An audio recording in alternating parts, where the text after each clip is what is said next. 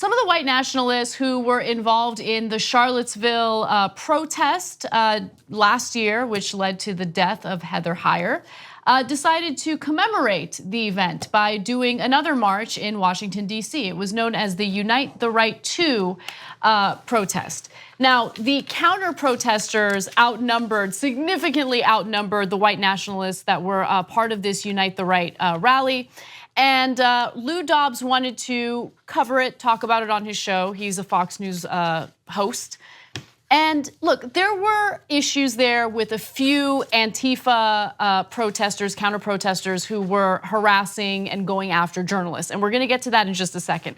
But I want you to pay close attention to the way he refers to counter-protesters and how he refers to the white supremacists who decided to do a commemorative march on the 1-year anniversary of Heather Heyer getting murdered and run over by a car. Our top story tonight, the radical left militant group Antifa wreaking havoc over the weekend in Virginia and our nation's capital. In Washington, D.C., where the Antifa mob numbered around 200, they heavily outnumbered the 24 so-called white supremacists they were supposedly there to confront. They're not so-called white supremacists. That's the whole point of the march. White supremacy was the whole point of the march. Look, a lot of people did not show up, right? And that's a good thing, but I would argue that they probably didn't show up because there were serious ramifications for some of them who did show up last year. A lot of them lost their jobs, they were in photographs, their employers didn't like it. So it's risky to show up to something like that. We covered this on the show at the end of last week, where they were having debates in white supremacist and neo-Nazi websites about should they go or should they not, because they might lose their jobs, etc.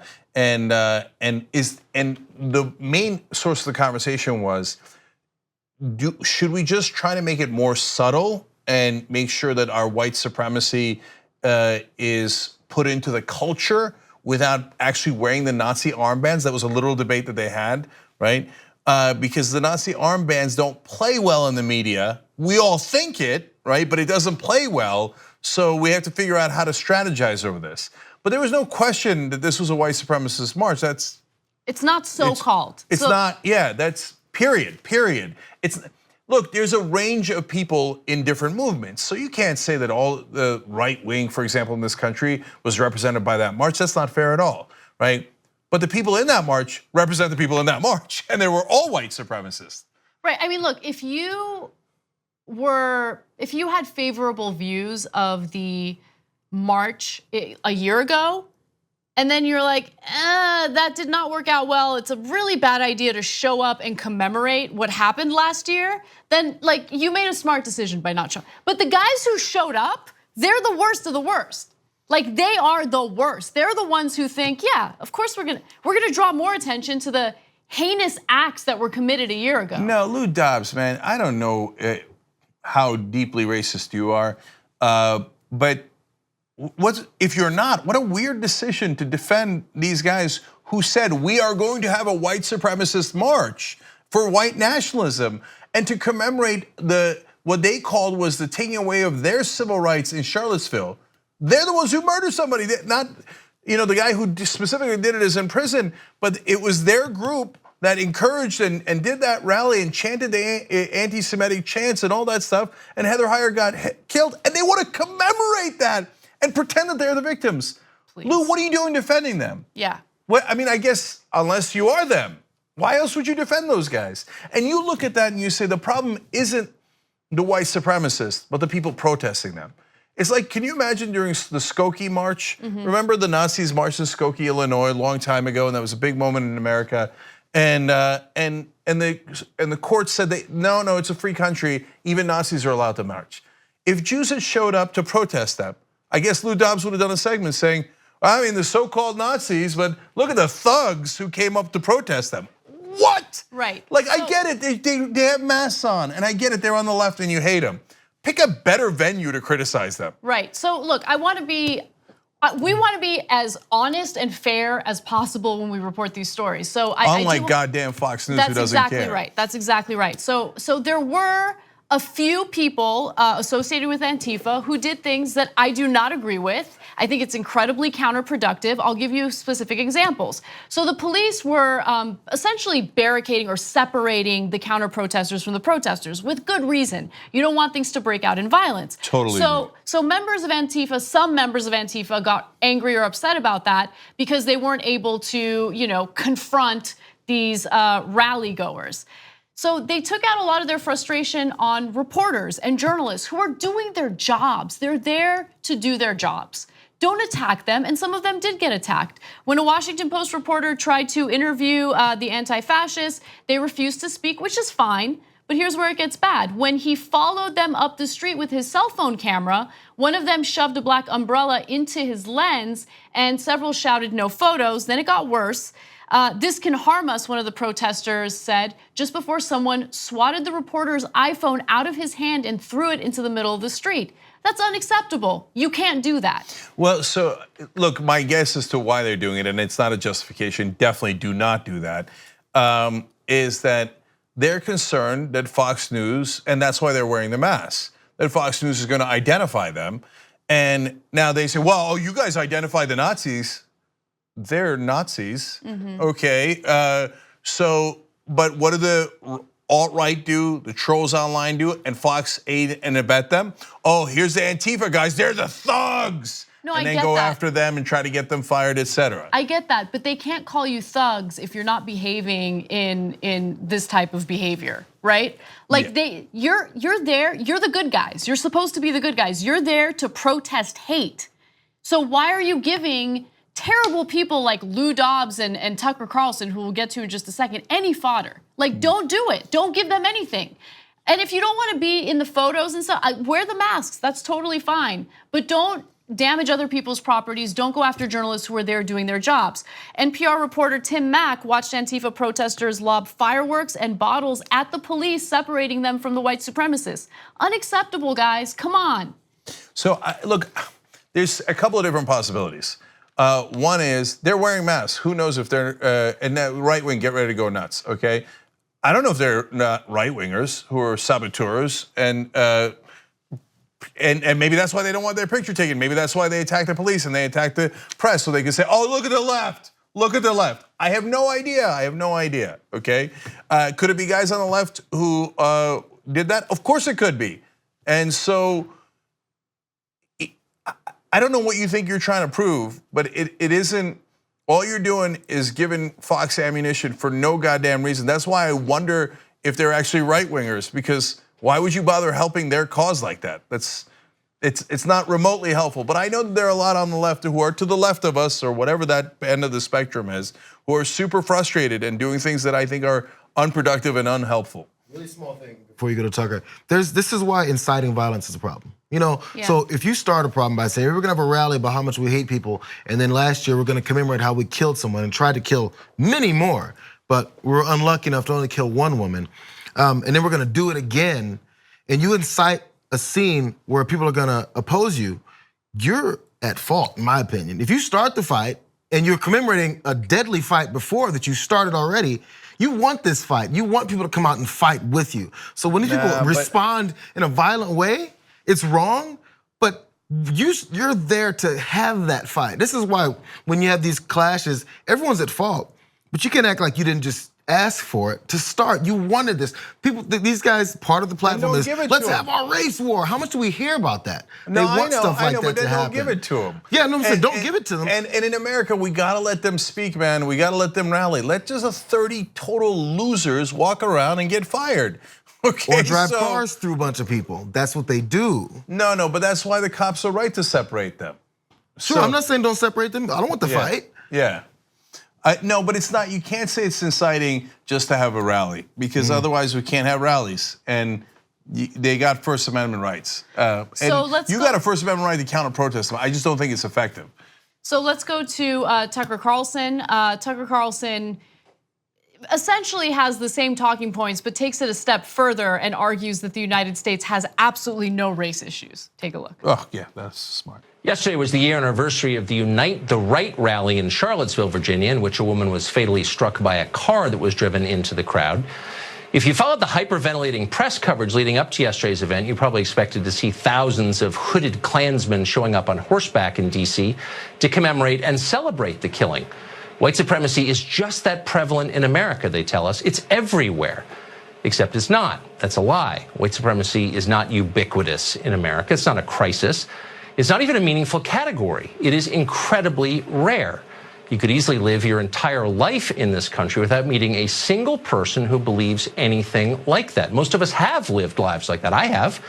What is a crisis in America, and a growing crisis, is left-wing extremism and violence. Our elites abet and encourage it. Our media pretend it doesn't exist. Okay, so Tucker Carlson argues that there is absolutely no racial tension in the country, nothing going on with race wars, everything's hunky-dory, except then you look back at his previous Fox News episodes and you come across stuff like this. A recent piece in National Geographic tells you a lot about demographics in America and about how bewilderingly fast they're changing without any real public debate on the subject. In the year 2000, Hazleton's population was 2% Hispanic. Just 16 years later, Hazleton is majority Hispanic. That's a lot of change. This pace of change makes societies volatile, really volatile, just as ours has become volatile. That's happening all over the country. No nation, no society has ever changed this much, this fast. Consider and be honest, how would you feel if that happened in your neighborhood? The culture their parents and grandparents had built evaporated. They never asked for any of that. It was just imposed on them. They were bewildered, understandably. They caused all of this with their reckless immigration policies, and yet their own neighborhoods are basically unchanged. They look like it's 1960. What is he talking about? Okay, so let's break all of this down. First of all, my favorite part of that is no nation has ever changed this fast, this quickly. Citation, please. Like, you made that up. There's no such fact. Then he goes, now imagine if it happened in your neighborhood. How would you like it? I'd be totally fine with it, because I'm not racist like you. Like he can't believe that anyone would be fine with it. If my town, as in LA for example, or Miami where I lived, became 60% Latino, which it kind of is, okay, when I moved awesome. here, I knew what it was, right? Yeah. But anyway, if it became 60% Latino, I'd be like, okay, so what? Whereas Tucker thinks like that's a nightmare. And he's telling everyone in the audience, could you imagine? Come on. No, if it happened in your hometown, these goddamn Latinos coming in? No, What white supremacy? I don't know what you're talking about. My favorite thing in the world is talking about how conservatives who fearmonger about Latinos the most have all moved to Los Angeles, okay? Ann Coulter, Los Angeles. Ben Shapiro, Los Angeles. Prager University, I didn't know this, headquartered in Los Angeles. Breitbart, Los Angeles. Breitbart, Los Angeles. Get out. If you're so afraid of the scary Mexicans and Latinos, get out. Yeah, go. We have no interest in you. Okay, so now let's go back to his first clip. He says, oh, the left is hyperventilating over this. The last time it happened, they chanted, the Jews will not replace us, and murdered someone. Being concerned about that is hyperventilating? Stop hyperventilating, Cenk, okay? And second of all, it's not even true. Like, for example, on the Young Turks on Friday, I said, look, it's not gonna be that many people that show up, okay? And how many times have I said that on the show? 1 million times. There's not that many of these idiot loser right-wingers. We overhype them. I tell you not to do counter protests, because otherwise there's 7 dorks that came out of their basement like, did the Nazi takeover happen yet? Right? Now, on the other hand, is that all white supremacy is? No, and Tucker knows this. There's a spectrum of white supremacy from, okay, I'm a Nazi and I hate the blacks, the Jews, the Latinos, and everybody else, to, well, I don't call them the N-word, but I don't want them in my town, right? I don't want them in my house. I don't want them at my job. To, hey, you know what? I find that black guy scary. I think that's legitimate to think that they're scary. Don't they do more crime? They're bigger, they're stronger, they're more violent. No, I don't hate him. I don't hate him. Like one guy said in a story we covered, I let him use my bathroom. Wow, okay. How generous. That is, I didn't know you were that merciful. Okay, 2, Tucker Carlson saying on air that these are scary demographic changes. Why are they scary? No, I love it. Okay, so not only did he say that in one of his episodes in the past, But in the more recent episode where he's talking about this Unite the Two rally, Unite the Right rally, he said this. This is an exact quote from his segment. In fact, this is a generous, tolerant country. It has always been like that.